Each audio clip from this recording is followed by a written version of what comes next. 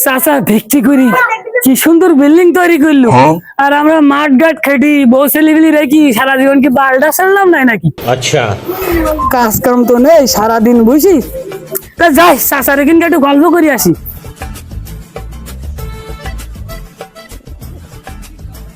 এই এই ভালো করে কাজ করিস, টাকা বলো দেবো না বলো, আর ওই টাকা বলো ওই সামনের বছর যখন দোতলা দেবো তখন টাকা দেবো, এর আগে টাকা বলে দিতে পারবো না। বাপরে কাজ কাম ফাঁকি দিস নি জানো, বুঝতে পারিস তো।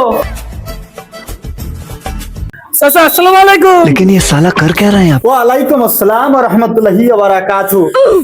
তা ভাইপো কি মন করে আসলে আমার জায়গায় তুমি? না চাচা তোমার সাথে সুখ দুঃখ আলাপ করতে আইছিলাম একটু, তুমি কি ফিরে আসো? বাপরে না ভাইপো, আমি অত ব্যস্ত নই, কাজ যা কইতিস ওই কামলারা কইতিস। তা তুমি যখন সুখ দুঃখের গল্প করবা তা চলো তোমার সাথে গল্প সল্প করি, আইসো আইসো আমার সাথে আইসো।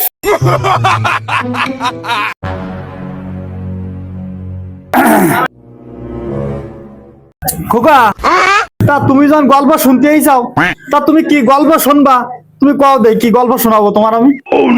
চাচা এই বিল্ডিং এর রহস্যটা কি একটু বলো দিন নাই? अच्छा শোনো বাবু, তুমি যখন আমার জীবনের গল্প শুনতে চাইছাও আর এই বিল্ডিং এর গল্প শুনতে চাইছাও তাহলে শোনো। আমার ওই ছোটকালে স্বপ্ন ছিল যে আমি দোতলা বিল্ডিং বানাবো। এইবার দোতলা বিল্ডিং বানাবো, কিভাবে বানাবো? বচনে আছে উত্তম ব্যবসা, মধ্যম চাষ, পরে হলো সব ফুসফাস। আমি ওই উত্তম ব্যবসাটাই ধরলাম, বিনা পুঁজির ব্যবসা, ওই একটাই ব্যবসা, খয়রাতি ব্যবসা। এবার আমরা যখন প্রথমে খয়রাতি শুরু করলাম তখন চাইল দিত এক মুঠো করি। এবার আমি চিন্তা ভাবনা করলাম এক মুঠো চালি বিক্রি করি আমি ওই প্রাসাদ নির্মাণ করতে পারবো না। তারপরে আমি কি করলাম, আমাদের যে সব ফকির কমিটি ছিল আমরা একটা দল গঠন করলাম। দল গঠন করার পরে আমি হলাম ফকির কমিটির সভাপতি।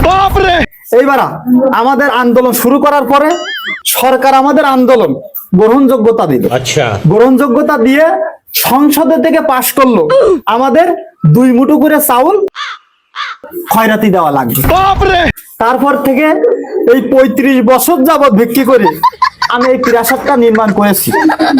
আর আল্লাহ যদি বাঁচায় রাখে সামনে যে বয়সটুকু আছে আমি চিন্তা ভাবনা করেছি আগামী কাল থেকে আমি আবার ভিক্ষি এই খয়রাতি ব্যবসায় নেমে যাব। নেমে যাওয়ার পরে আমার দ্বিতীয় স্বপ্নটা পূরণ করব। একতলা আমার হয়েছে প্রাসাদ, আমি দ্বিতীয় তলা আমি আল্লাহর রহমতে নির্মাণ করার চেষ্টা করব।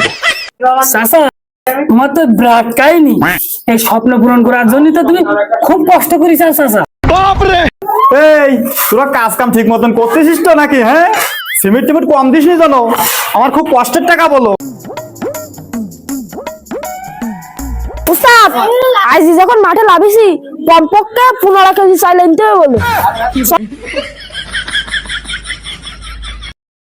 প্রাইমারি একটা সেকেন্ডের ক্লাস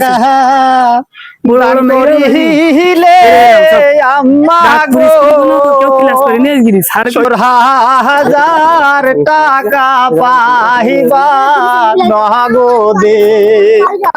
ও মা মাগো, ও মা বাড়ি আসো না, একটু ভিক্ষি দিয়ে যাও। চাচা এলাম চাইলাও। अच्छा সেক্রেটারি জি উস্তাদ। তো ব্যাগটা পাতো, চাইল কটা নেও নাকি? হ্যাঁ চাচা আপনার চালির সঙ্গে কিছু টাকাও দিতাম, কিন্তু আপনার আবার ছেলে বাড়ি নেই। এবার সপ্তাহ আসলি কিছু টাকা নিয়ে যান কেন? ওমা এই বাকি করতে করতে বহুত জায়গায় বাকি ঘুরি গেছ। তা তুমি যদি দুবার মন থাকে তোমার তা আমাকে নগদে পাঠাই দিয়া নে। সেক্রেটারি জি উস্তাদ। আমাকে নগদ নাম্বারটা দেও দিন। চাচা আমি টাকা দিতে পারবো না, আপনারা জান এখন। না, টাকা কোটা মানে তাহলে হইল না। তারপরে দোয়া কর দি বিক্রি যখন দিয়েছে, হে আল্লাহ যে মা আমার ভিক্ষি দিয়েছে এর মুরগির পালে তুমি মড়ক লাগাই দাও। আলহামদুলিল্লাহ। হে আল্লাহ এই মা আমার টাকা দিতেছেই দিল না, এর সাইডে গুলা থাকি তুমি দুটো বানাই দাও। আলহামদুলিল্লাহ। लेकिन ये साला कर क्या रहे हैं आप? চাচা আপনার তো আমি ঠিকঠাকই বিক্রি দিলাম, তা আপনারা বদ করলেন কে জন্য? আপনার কি ছেলে মেয়েটাই নেই? আপনি এই বয়সে বিক্রি করতেছেন? প্যাটের দাইমা বিক্রি করতে নি মা, আমি একতলা বিল্ডিং বানাইছি, আমি এই বিক্রি করি, আর একতলা বিল্ডিং বানাবো তো আমি তোর দুয়ার আইছি মা। চাচা তুমি কি করলি? তোমার একতলা বিল্ডিং আছে আর একতলা দেবা, আর আমার বিটা সারাদিন জোন টোন দে একতলাটাই দিতে পারতিস নি। দাঁড়াও তুমি।